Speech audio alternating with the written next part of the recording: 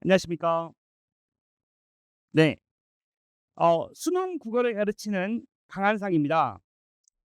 지금 고2 학생 학부모님들, 이제 예비 고3 이죠. 수능 국어가 중요하다는 이야기는 많이 들으셨을까요? 입시에서 수능 국어의 중요성은 점점 강해지고 있습니다. 그래서 지금 제가 또 안내를 드릴게요. 이 고2 여름방학이 엄청 중요합니다. 그래서 제가 안내를 드릴 테니까 듣고 이제 판단하시면 되겠습니다. 먼저 제 소개를 드릴게요. 저는 이제 서울대를 나왔어요. 그리고 주로 강남대성원에서 지금까지 총 한 20년간 학생들을 가르쳤습니다. 제가 이제 전국 100등 안에 들었었는데 만약에 자제분이 상위권이다. 그래서 전국 등수에서 놀고 싶다. 그러면 제가 가진 노하우를 알려드리겠습니다. 그리고 제가 한 3만 명 가르쳤거든요. 그러면 당연히 절대 다수는 3, 4, 5등급 학생이 많습니다. 그 학생들이 한 방에 1등급이 될 수 없어요. 먼저 2등급을 찍고 각각의 필요한 능력들이 있습니다. 그 필요한 능력들을 이제 갖춰 나가는 거죠. 그거를 제가 단계별로 안내하겠습니다. 네.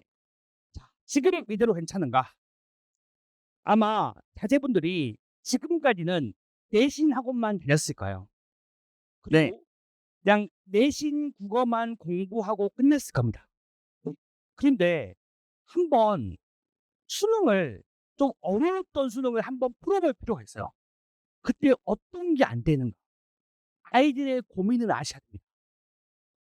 첫째, 국어 지문을 읽었는데 한 번이 이해가 안 돼요. 한 두세 번 읽어야 됩니다. 이런 고민들을 할 거예요. 그러면 수능 국어는 못 풉니다. 그래서 4등급에 고정이 됩니다. 두 번째, 엄마 아빠 저 읽었는데 무슨 말인지 모르겠어요. 이런 게 있을까요? 네. 네. 조금 전에 말씀드렸지만 결국 수능 국어는 사고력을 측정하는 생각의 힘이 부족해서 그렇습니다. 이걸 어떻게 높일 것인가? 세 번째, 상위권들이 많이 그러는데 국어는 공부를 해도 티가 안 납니다. 수학은 개념 공부하고 기본 문제 풀고 실전 문제 풀면 착착착 실력이 쌓이는 게 느껴지는데 국어는 공부하면 점수가 떨어지고 안 하고 그날 운이 좋으면 점수가 높고 이거 공부해야 돼? 이런 오해를 한다는 거죠. 네, 절대 그렇지 않습니다. 제가 강남대상에서 단과를 열면 세 반이 마감이 돼요. 그래서 제가 한 250명씩 단과를 이렇게 하는데 그럴 때 아이들이 왜 저를 선택하냐. 애매모호했던 수능 국어가 '아 내가 이렇게 노력만 쏟아부으면 점수가 나오는구나.'라는 확신을 주기 때문입니다. 네 번째, 강의는 듣고 있는데 이게 진짜 도움이 되나? 일단 수능 국어와 내신 국어 완전 다릅니다. 그래서 내신 국어를 공부하는 게 수능 국어에 도움이 안 되느냐? 되긴 되죠. 근데 한 1%, 2%밖에 안 돼요. 수능 국어는 수능 국어답게 공부를 해야 됩니다. 네. 자, 제가 자제분들한테 무엇을 드릴 수 있냐면 첫 번째, 이 사고 능력을 바꿔줄 수 있습니다. 이게 엄청 중요합니다. 제가 이제 조금 전에 말씀드렸지만 수업이 여름방학 4주로 한 바퀴 돌리고요. 그래서 일단 여름방학 때는 시간이 되잖아요. 여름방학 4주만 들어도 수능 국어의 기본을 닦게 됩니다. 그다음에 내가 수능 국어를 미리 준비하고 싶다. 그러면 이제 2학기 때도 이어갈 겁니다. 근데 제일 중요한 건 생각하는 힘이 바꾸는 거. 이거를 어떻게 바꿀 것인가? 제가 이제 20년간 만든 강의와 교재 그리고 이 커리큘럼이 있거든요. 이걸 따라오면 됩니다. 두 번째, 정확한 근거로 푼다. 수능은 이미 출제된 지 30년이 넘었어요. 그래서 어떻게 읽고 어떻게 풀면 된다는 게 이미 다 주어져 있습니다. 물론 이걸 진짜 수능을 제대로 연구하고 강의하신 선생님만 가능합니다. 이렇게 하는 건. 그래서 수학처럼 '내가 이 순서대로 이렇게 읽으면 실력이 쌓이는군.' 이게 보입니다. 그리고 지문을 읽으면 '문제가 이렇게 출제됐군.' 이것도 보입니다. 요걸 잡는 겁니다. 자, 따끈따끈한 문제.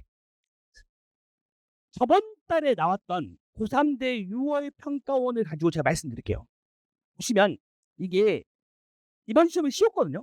근데 이 문제가 정답률 36%. 100명 중에서 66명이 틀린 거죠. 자, 어떻게 읽어야 되느냐? 아까 제가 사고력을 바꿔야 된다고 그랬죠. 그게 무슨 말이냐? 구애를 못한 학생들은 그냥 글을 쭉 읽고 느낌대로 풉니다. 내 수능 국어가 조금만 어려우면 절대 느낌대로 풀면 안 돼요. 그럼 어떻게 해야 되냐? 읽고 나서 자기 용어로 바꾸는 연습을 일단 제대로 배우고 항상 몸에 배일 만큼 숙련을 시켜야 됩니다. 자기 용어로 바꾸는 거 한번 해보실게요. 보실게요. 인간이 비롯한 모든 인포들은 범인한 고의는 아니지만, 여기서 한번 자기 용어로 정리해야 됩니다. 모든 존재는 권리가 다르군, 이렇게 정리해야 됩니다. 그 다음, 각자의 본성에 적합한 방식으로 있을 나름의 권리를 가진다고 플루리드는 주장한다. 그럼 딱 읽었을 때 플루리드의 주장이 두 가지입니다. 첫 번째, 권리가 동일하지 않다. 두 번째, 본성에 적합한 방식이어야 된다는 거죠. 이게 자기 용어로 바뀌어서 머릿속에 있으면 선지가 금방 답이 보입니다. 보실까요? 인간은 무엇이 그 본성에 적합한가와 무관하게, 틀렸죠? 본성이 적합한과 무관하게 아니고 뭐죠? 본성에 적합한 방식으로입니다. 요거를 제대로 장악해서 판단하는 힘, 요게 수능 국어의 능력. 요거를 제가 다양한 방식으로 연습시킵니다. 제 거 교재를 보면 수능평가원 지문을 애들이 읽어보고 그거에 대해서 제가 단답형 문제를 다 만들어놨습니다. 그래서 그 단답형에 대해서 답을 제대로 못 쓰거나 틀렸다, 그게 학생의 약점인 거죠. 그걸 발견하는 겁니다. 두 번째 볼게요. 이것도 수능에서 지문을 읽고 문제 푸는 패턴이 정해졌습니다. 어떤 거냐? 학자가 2명 이상 나오잖아요. 무조건 차이점을 취재합니다. 그래서 글이 멍하니 읽으면 안 되고 학자가 2명 이상이야? 그러면 난 차이점에 주목해야지. 이 방향성으로 읽어야 됩니다. 이것도 정답률 53%. 무려 100명 중에서 47명은 틀렸죠. 어떻게 읽어야 되는지 말씀드릴게요. 보시죠. 시스템이 혼란해서 책임을 질 수 없지만 플루리드는 칸트와 다르게, 여기서 보시면 플루리드와 칸트가 2명이 나왔는데 칸트와 다르게니까 이 뒷부분은 차이점을 말하는 거예요. 뭐가 공통점이냐면 시스템이 책임을 질 수 없다가 공통점입니다. 이게 무슨 말이냐? 테슬라에 자율주행 시스템이 있어요. 근데 그 자율주행차가 사람을 치웠다 그래서 그 차를 사용시킬 수 없잖아요. 즉 시스템은 책임질 수 없어. 이건 공통점이고, 차이점은 뭐냐면 그 시스템이 도덕적 행자에 포함될 뿐만 아니라 읽고 그름까지 판단될 수 있다. 자, 플루리드의 견해는 뭐냐면 책임을 질 수 없는 거는 칸트와 동일해. 하지만 옳다 그르다는 판단할 수 있잖아. 이렇게 공통점과 차이점을 학생이 스스로 정리할 수 있어야 됩니다. 이게 수능 국어의 능력이에요. 그래서 선지 보시면 칸트와 대조적으로 책임을 지을 수 없다? 틀렸죠. 책임을 지을 수 없다는 대조적으로 아니고 유사한 점. 자, 문학 하나 말씀드릴게요. 이번에 문학이 쉬웠습니다. 네, 문학 중에서 제일 어려운 게 이 문제인데 정답률 60%입니다. 이게 어떤 능력을 갖춰야 되냐? 여기 보시면 시간적 선우가 역전되었다. 학생들은 이거를 그냥 쓱 스치듯 읽고 감으로 풉니다. 감으로 풀면 수능장에서는 절대 그 감이 안 통합니다. 그럼 어떻게 되냐? 시간적 선우가 역전, 이걸 바로 개념어 역순행적 구성으로 바꿀 수 있어요. 이게 역순행적 구성이네. 그 다음에 구체화 시킬 수 있어야 됩니다. 자, 역순행적 구성이 뭘까요? 너무 오래전 이야기지만 기억나실 거예요. 뭐냐면 현재 이야기하다가 과거로 시간이 역행하는 거, 그게 역순행적 구성이거든요. 근데 이번 시험에서는 과거 이야기하다가 현재로 왔죠. 이 과거에서 현재면 수능이고 이거를 구체화시켜 판단하는 것 이게 배어 있어야 됩니다. 자, 학생의 성과를 말씀드릴게요. 이 첫 번째 학생은 제가 다원교육에서 가르쳤던 학생입니다. 이 학생은 김문고 학생인데 55점 얻었어요. 근데 왜 왔냐? 아까 말씀드렸던 도저히 글이 한 번에 이해가 안 되는 학생입니다. 성질도 판단이 너무 어려운 거예요. 그래서 시간이 질질질 끕니다. 그래서 보통 2지문 반 정도를 못 풀었던 학생입니다.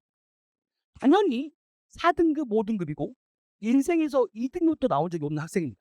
그래서 이 학생이 오늘 달에 제 수업을 들었는데 한 방에 올라가지 않습니다. 근데 저한테 정확한 원칙을 배우고 집중 연습합니다. 그래서 제 기억에 5월에 와서 8월 달까지 4등급이다가 9월 평가원에 1등급을 찍습니다. 그 뒤부터는 계속 1등급이 나와요. 그리고 수능장에서는 이제 100분이 97% 나와서 서울 공대가 점수가 나왔습니다. 자, 두 번째 학생은 제가 마포에서 가르친 학생인데 이 학생은 부동의 2등급이었어요. 왜냐면 이과 상위권인데 국어가 너무 어려운 거예요. 특히 문학. 왜냐면 이 이과생들은 문학에서 너무 어려움을 겪습니다. 이렇게 보면 이게 맞고 저렇게 보면 저게 맞는 것 같은데 왜 이게 정답이죠? 왜 객관식 문제의 정답이 나오죠? 라는 의문을 가졌죠. 근데 이런 학생들 제 수업 한 달만 딱 들어도 문학을 보는 객관적 기준이 형성됩니다. 그래서 얘가 문학을 다 맞게 되는 거죠. 훨씬 시간의 여유도 있고 이번 유평에서 한 문제 틀려서 이제 100분이 102점. Yes. 자, 이제 고2입니다. 고2. 내년에 고3이죠. 그러면 처음에 얘기했던 그 약점들 다 바뀔 수 있습니다. 어떻게 바뀔 수 있냐?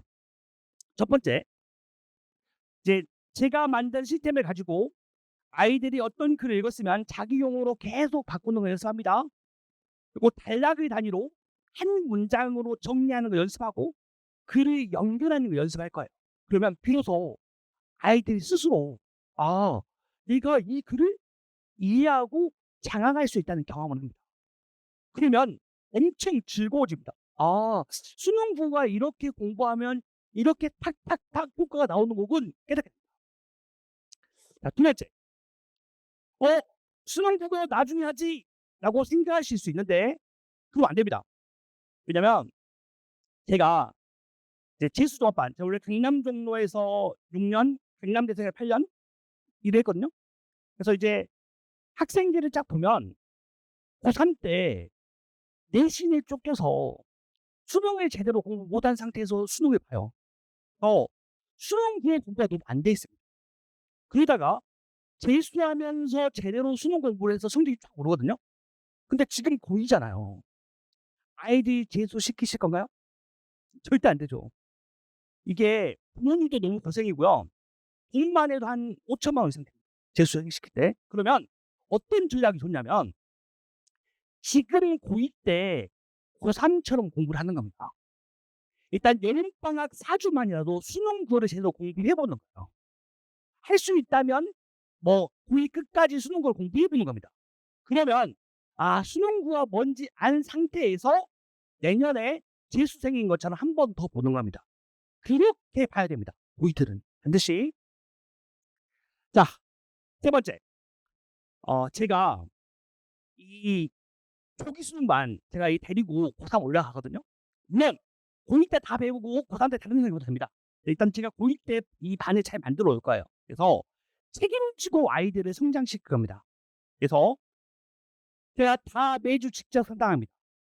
매주 숙제를 다 검사할 겁니다. 그래서 제가 의도한 대로만 공부하잖아요. 실력이 무조건 오릅니다. 그거 제가 다 케어할 겁니다. 그리고 매주 제가 피드백 드립니다. 본인들하고 같이 대화하고요. 자, 커리큘럼 말씀드리겠습니다. 일단 여름방학 4주 제가 수능 국어를 한 바퀴 돌릴 겁니다. 독서를 예로 들면 첫 주는 글을 읽을 때 어떻게 읽어야 돼? 그 원칙을 집중 연습시킬 거예요. 그리고 수능 국어에서 독서가 3개 나옵니다. 첫 번째가 인문, 두 번째가 사회, 그다음이 과학기술이에요. 그래서 매주 하나씩 해서 한 바퀴를 돌릴 거고요. 문학도 이 4주간 한 바퀴를 돌릴 겁니다. 그래서 현대시, 현대소설, 고전시, 고전소설 한 바퀴 쭉 돌려서 물론 완성은 못 시키죠. 하지만 4주만 해도 '아 수능 국어는 이런 거고 내가 이런 방식으로 공부하면 되는군.' 하고 깨우치게 할 겁니다. 그다음 이제 여름방학이 끝나고 나면 수능까지 11주가 남습니다. 그럼 이거는 제가 고3 과정을 11주에 압축해서 끝낼 거예요. 그래서 고2 때 한 번 고3을 경험한다. 그래서 이제 고3 올라가면 마치 최수기 선생인 것처럼 한 번 봤던 수능을 다시 본다. 이렇게 계획을 세우시면 됩니다. 강의 일정 말씀드릴게요. 자, 여름방학에 제가 토요일 아침 9시에 합니다. 정말 좋은 시간입니다. 너무 좋은 시간이에요. 왜냐? 수능 구가 아침 8시 40분에 시작하기 때문에 이때 하면 딱 좋습니다. 물론 문제점이 있습니다. 자제분이 안 일어날 거예요. 근데 이건 강제로 보내셔야 됩니다. 그래서 여름방학 4주라도 보내세요. 그러면 확실하게 아이들이 끝나고 나서 엄마 진짜 도움됐어. 이게 진짜 수능 보구나. 이렇게 하면 된다는 거 알았어. 라고 하게 될 겁니다. 자, 안으로 이제 제 핸드폰 번호 있는데 제가 뭐 선물 비슷하게 이거 넣어놨습니다. 한번 보시겠어요? 이거 제 거 이 PPT 자료 속에 여기 보면 상담지가 있습니다. 상담지. 자, 이 상담지는 이 PPT 자료 속에 들어있을까요? 여기 속에 여기 상담지가 있을 겁니다. 상담지. 자, 이 상담지는 지금 작성하신 게 아니고 댁에 가셔서 아이한테 한번 작성하게 해보세요. 작성 시간은 1분입니다. 자, 그러면 이것만 딱 봐도 아이가 지금 어떤 부분에서 국어에 어려움을 겪는지 어떤 부분을 잘하고 있는지 알 수 있습니다. 그리고 제 거 핸드폰 번호가 위에 있으니까 사진 찍어서 카톡으로 저한테 보내면 됩니다. 그래서 제 수업을 듣든 안 듣든 간에 제가 상담해 드릴 테니까 이걸 활용하시면 되겠습니다. 혹시 질문 있으실까요? 자, 일단 마치겠습니다. 감사합니다.